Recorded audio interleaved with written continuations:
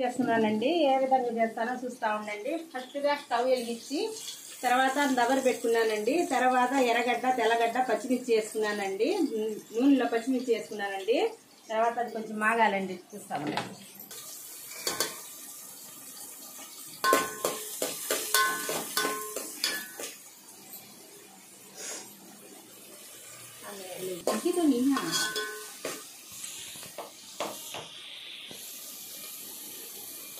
తర్వాత టమాటా కూడా వేస్తున్నానండి, మగ్గుద్దని.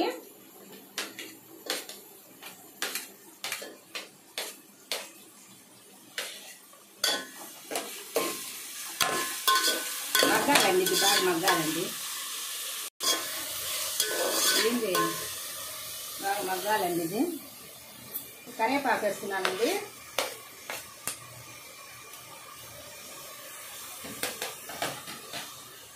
ఇదండి మా ఇంట్లో పులుసు కూరల్లో వేయరండి అల్లం తెల్లగడ్డ పేస్ట్. మా పెద్ద పాప వాళ్ళ ఇంట్లో పులుసు చేస్తే అల్లం తెల్లగడ్డ పేస్ట్ వేస్తారండి వాళ్ళు కొంచెం. కానీ నేను వేయనండి, వాళ్ళకే ఈ కూర.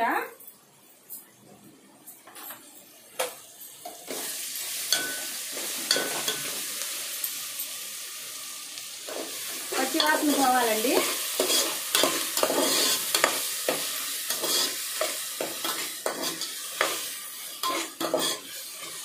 తర్వాత బెండకాయలు కూడా అట్టే మగ్గాలండి.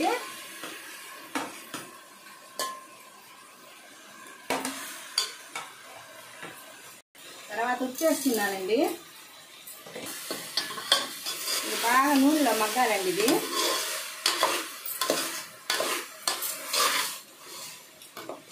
కొంచెం బాగా మగ్గాలండి. టమాటా, బెండకాయ మగ్గాలండి, బాగా మగ్గాలండి. కొంచెం నూనెలో మగ్గిందండి. బెండకాయలు మగ్గిని. పసుపు పొడి వేస్తున్నానండి.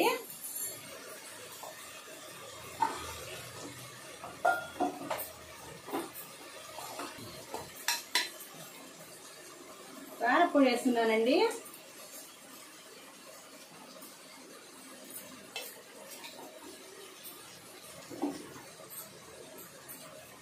ఇది వచ్చి కొబ్బరి, ఎర్రగడ్డ వేసానండి. కొబ్బరి, ఎర్రగడ్డ చిక్కదనం రావటానికండి. ఏమంత రుచి ఉండదు. కానీ మేము బెండకాయలో కొంచెం సాంబార్ పొడి వేసి బెండకాయ పులుసు చేసుకుంటాం. కానీ ఇది మా పాప, పెద్ద పాప వాళ్ళకి కాబట్టి కొబ్బరి, తర్వాత ఎర్రగడ్డ వేసానండి దీంట్లో. వాళ్ళు ఆ విధంగా చేసుకుంటారండి, దానికోసం ఆ విధంగానే చేసి పంపిస్తున్నానండి. పులుసు వేస్తున్నానండి. కాడేనా ఉన్నానండి, కొంచెమే ఉందండి. పొడి ధనియాలు, జీలకర్ర, మెంతులు, ఆవాలు, కరివేపాకు వేయించి పొడి చేసి పెట్టుకుంటానండి నేను. కొంచెమే ఉంది, వేస్తున్నానండి.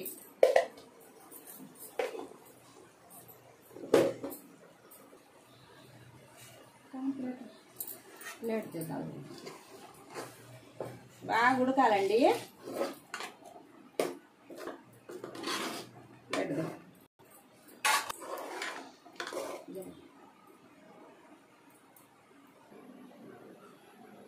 ఉప్పు చూసుకోవాలండి.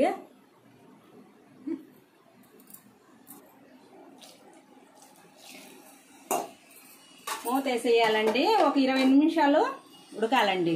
చిన్న మంట మీద 20 నిమిషాలు ఉడకాలండి. బెండకాయ కూర రెడీ అయిపోయిందండి. ఈ విధంగా బెండకాయ కూర రెడీ అయిపోయింది. మీకు నచ్చితే ఒక లైక్ చేయండి, షేర్ చేయండి, సబ్స్క్రైబ్ చేసుకోండి. ఇది కూడా బెండకాయ కూర. దీంట్లో పులుసు తక్కువ వేసాను, దాంట్లో పులుసు ఎక్కువ వేసాను. ఇది కూడా బెండకాయ కూర అండి. ఇది మా వారికి, ఇది మా పెద్ద పాప వాళ్ళకి కొంచెం పులుసు ఎక్కువ ఉండాలండి, దానికోసం అది చేశాను. ఇది మా వారికి పులుసు కొంచెం తక్కువ ఉండాలో అది చేశానండి.